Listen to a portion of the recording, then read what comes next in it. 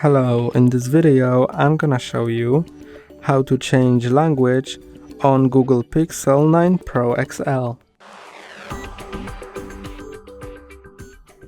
To change the system language, go to Settings, then System Languages,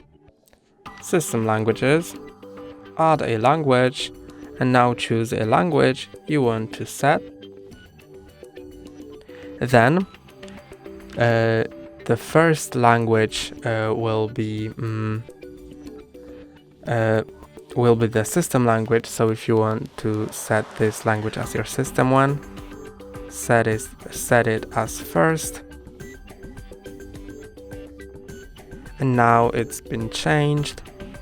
I can go back like that, and all of the remaining ones will be used in that order. So if an app or website doesn't support your first language, it's gonna use the second language, and if it doesn't support the second language, it's gonna use the third one or the fourth one, or so on.